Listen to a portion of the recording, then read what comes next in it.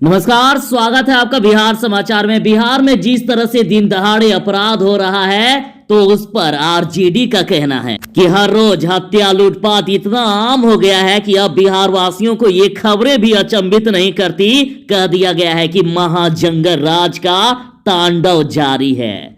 तो वहीं किसान आंदोलन में भारत बंद को नीतीश कुमार की पार्टी और बीजेपी कह रही है कि भारत बंद का कोई फायदा नहीं हुआ, पूरी तरह से फेल हो गई। तो वहीं विपक्ष के साथ तेजस्वी यादव की पार्टी का कहना है कि भारत बंद से सरकार डर गई, पूरी तरह से सफल रहा। और यदि आप भी किसानों के साथ हैं, किसान आंदोलन का समर्थन करते हैं और लगता है कि विपक्ष का आरोप सही है, सरकार अपराध रोकने में निकम्मी हो चुकी है, तो अभी वीडियो को लाइक करके अपना समर्थन दर्ज कीजिए। खबर को पहले सुर्खियों में देखें तो भाजपा विधायक रश्मि वर्मा से फिर से मांगी 20 लाख की रंगदारी। तो इस पर आरजेडी का कहना है कि बिहार सरकार अपने ही विधायक की सुरक्षा में विफल है, तो बिहार की आम महिला कैसे सुरक्षित हो। बिहार में लॉ एंड ऑर्डर व शराबबंदी पर आज 9 दिसंबर को फिर से हाई लेवल मीटिंग हो रही है। तो इधर CM Nitish Kumar law and order पर मीटिंग कर रहे थे, उसी समय बदमाशों ने पुलिस को दे दी है खुली चुनौती। दरभंगा में दिन दहाड़े स्वर्ण व्यवसाय के यहां 5 करोड़ की लूट हुई। दहशत फैलाने के लिए बदमाशों ने 30 राउंड फायरिंग की, पुलिस देखते ही रह गई।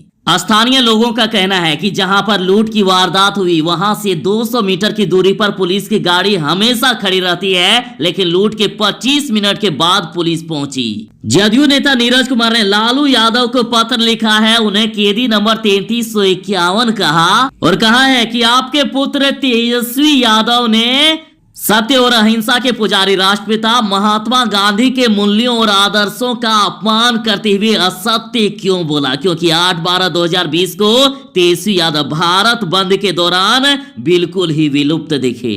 भारत बंद के दौरान एक मासूम बच्ची को अपनी जान गंवाकर इसकी कीमत चुकानी पड़ी। भारत बंद में बिहार की गई बीमार बच्ची की जांच में फंसी गाड़ी, परिजन करते रहे फरियाद, नहीं पसीजा प्रदर्शनकारियों का कलेजा। सरकारी स्कूल में पढ़ने वाले विद्यार्थियों के लिए अच्छी खबर है, 75% हाजिरी की शर्त हटा दी गई। अब बच्चों को मिलेंगे सीधे पैसे, छात्रवृत्ति का पैसा मिलने वाला है, पोशाक योजना का पैसा, तो वहीं पर साइकिल खरीदने के लिए पैसे मिलेंगे। मतलब अच्छी खबर है छात्रों के लिए। और अब तक का सबसे बड़ा सवाल कि भारत में कोरोना की दवा कब तक आएगी, तो इसका जवाब आज दिया जाएगा।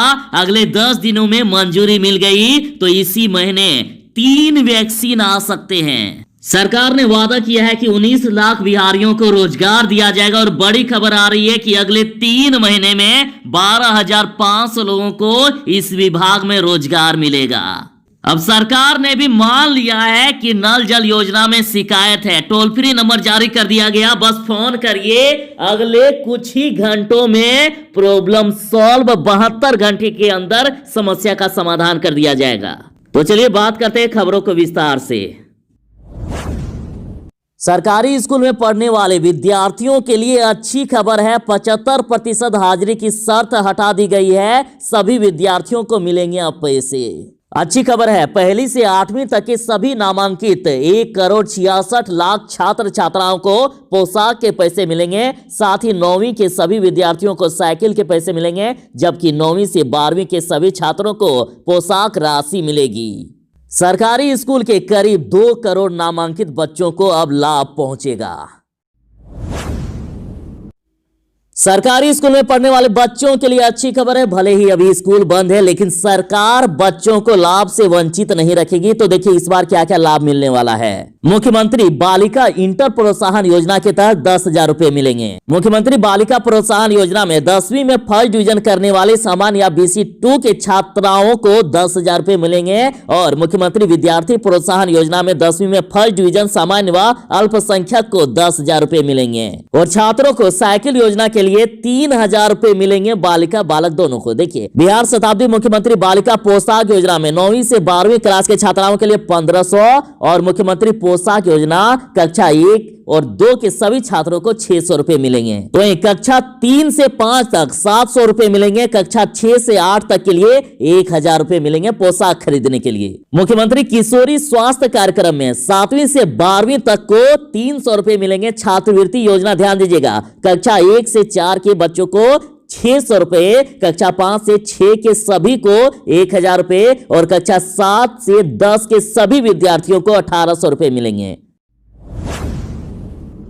तो आखिर बिहार सरकार कर क्या रही है? विपक्ष बार बार कहते हैं कि ये सरकार अब किसी काम की नहीं, निकम्मी सरकार हो चुकी है। तो अब बड़ा सवाल ये उठता है कि कहीं वो सच तो नहीं कह रहे हैं। देखिए, अब रात तो छोड़ ही दीजिए, दिन के उजाले में लगभग 10:30 बजे दिन दहाड़े दरभंगा में स्वर्ण व्यवसाय के यहां 5 करोड़ की लूट हुई। पुलिस कुछ भी नहीं कर सकी और दहशत फैलाने के लिए बदमाशों ने 30 राउंड फायरिंग भी कर दी।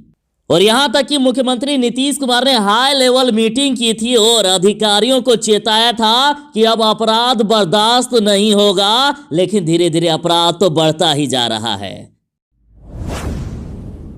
बिहार में सुशासन का इकबाल खत्म। इधर CM Nitish Kumar law and order पर मीटिंग कर रहे थे, उसी समय बदमाशों ने पुलिस को दे दी है खुली चुनौती। लगता है कि बिहार में पुलिस का इकबाल खत्म हो गया है, तभी तो अपराधियों में पुलिस का खौफ पूरी तरह से खत्म हो गया है। नीतीश कुमार बिहार की लॉ एंड ऑर्डर पर पटना में हाई लेवल मीटिंग कर रहे थे। ठीक उसी समय दरभंगा में बदमाशों ने दिन दहाड़े धावा बोलकर करोड़ों का सोना लूट लिया और फायरिंग करते हुए फरार भी हो गए। पुलिस हाथ मलते रह गई। भले ही सीएम नीतीश कुमार मुख्यमंत्री आवास में आज कानून व्यवस्था की स्थिति पर मीटिंग कर रहे हैं, लेकिन इसके पहले भी विधि व्यवस्था पर हाई लेवल मीटिंग हुई थी। आखिर उस मीटिंग का क्या हुआ? क्यों नहीं अपराध कम हुआ?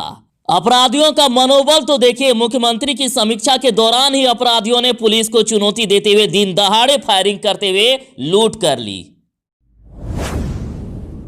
खबर आ रही है कि जदयू नेता नीरज कुमार ने लालू यादव के नाम पर एक पत्र लिखा है और इसमें से उन्होंने लालू यादव को कैदी नंबर 3351 कह के पुकारा है। पता दिया है बिरसा मुंडा केंद्रीय कारा, रांची, झारखंड। और इस पत्र में उन्होंने टोटल 6 सवाल किए हैं और बाप को लिखे पत्र में बेटे पर निशाना साधा गया। नीरज कुमार ने लालू यादव के सामने 6 सवाल रखे हैं और उसे स्पष्ट करने को कहा है। उन्होंने पूछा है कि क्या यह सही है कि दफा 420 सहित दर्जन भर मामलों के आरोपी आपके चार्जशीटेड पुत्र तेजस्वी यादव ने 5 दिसंबर को पटना के ऐतिहासिक गांधी मैदान स्थित बापू की प्रतिमा के सामने महागठबंधन के विधायकों के साथ कृषि कानून के विरोध का संकल्प लिया था, लेकिन आपके पुत्र तेजस्वी ने सत्य और अहिंसा के पुजारी राष्ट्रपिता गांधी के मूल्यों और आदर्शों का अपमान करते हुए